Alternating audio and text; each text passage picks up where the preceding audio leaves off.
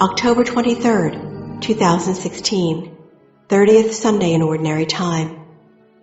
A reading from the book of Sirach. The Lord is a God of justice, who knows no favorites, though not unduly partial toward the weak. Yet he hears the cry of the oppressed. The Lord is not deaf to the wail of the orphan, nor to the widow when she pours out her complaint. The one who serves God willingly is heard. His petition reaches the heavens. The prayer of the lowly pierces the clouds. It does not rest till it reaches its goal, nor will it withdraw till the Most High responds, judges justly, and affirms the right, and the Lord will not delay. The word of the Lord.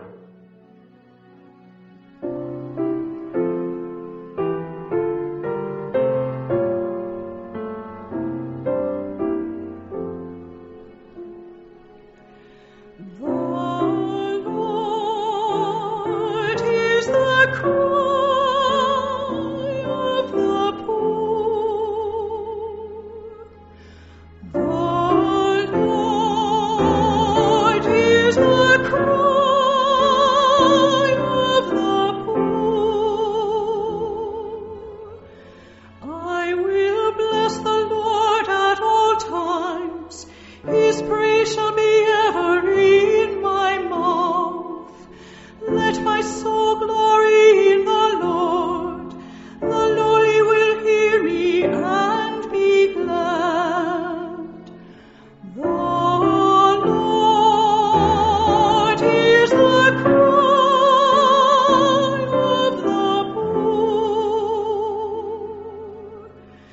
The Lord confronts the evildoers, to destroy remembrance of them from the earth. When the just cry out, the Lord hears them, and from all their distress he rescues them. The Lord hears the cry of the poor.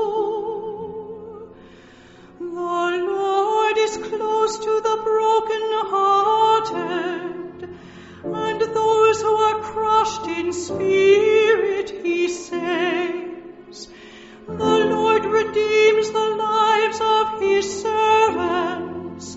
No one incurs guilt who takes refuge in him. The Lord is the cry of the poor.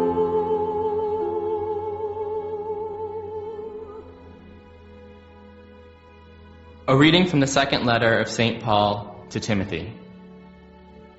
Beloved, I am already being poured out like a libation, and the time of my departure is at hand.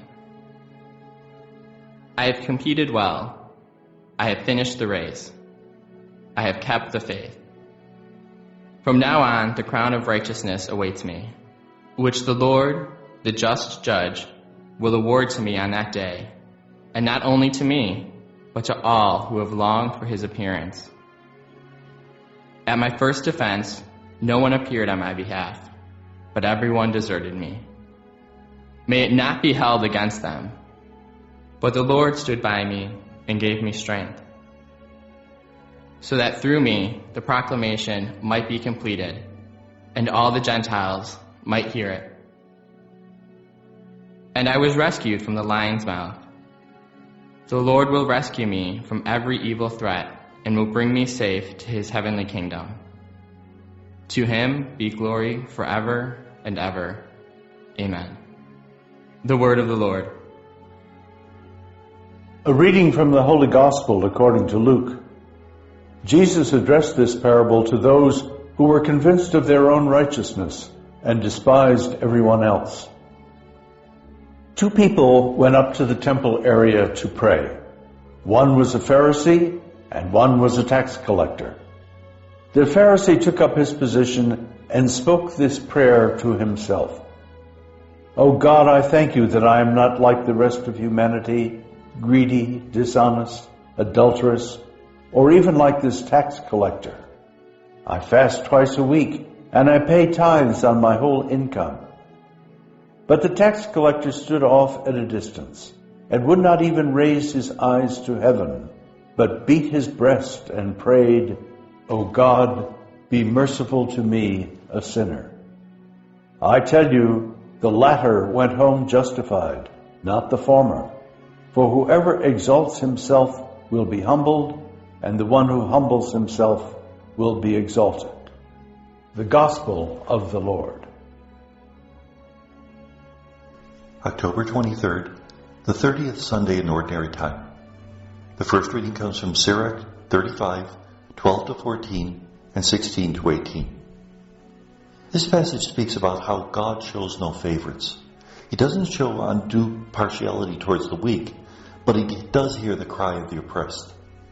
In the ancient world, as today, some of the rich people think that they've received God's blessing and therefore they're special in God's eyes.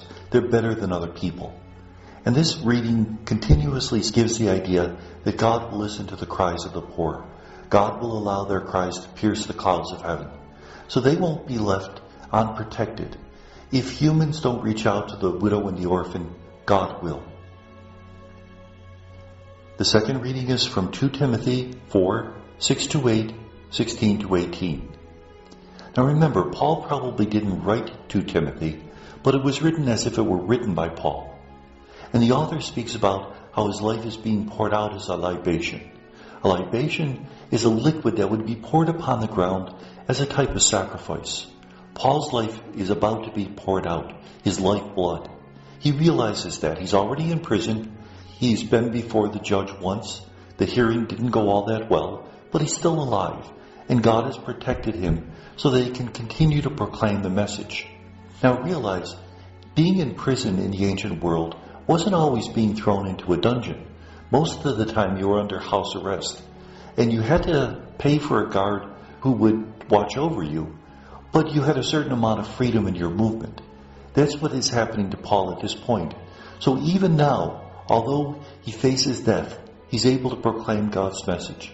And he believes that if he holds out to the end, God will have a crown of righteousness awaiting him. That if he holds out to the end, he will not be disappointed in his hope. The Gospel is from Luke 18, 9 to 14. Jesus tells a parable of how two people go to the temple, a Pharisee and a publican. Publican, a tax collector or a public sinner. The Pharisee thanks God for the fact that he's superior to everybody else. He fasts, he prays, he's not like common folk, and especially not like that tax collector. The tax collector, on the other hand, doesn't even look up. He pounds his breast and says, "Have mercy on me, a sinner." Who will be justified when he leaves the temple? The tax collector. He was humble. He surrendered to God's mercy. Whereas the Pharisee thought that he was in charge, that he was his own God. And because of that, he couldn't open his heart to the mercy that God was offering him. It's not that God doesn't offer him mercy. God is always merciful, always loving. The Pharisee had turned his back on that mercy because he had become arrogant, self-sufficient. In the spiritual life, that's such a danger because we think that if we do certain religious actions, God has to love us more. That if we try to live a righteous lifestyle, then God has to reward us. And we tend to forget that everything we've done is because we've received the grace from God. It was simply a response to something that God had already done in us. And we tend to forget that God's in charge. We are not. And may God bless us.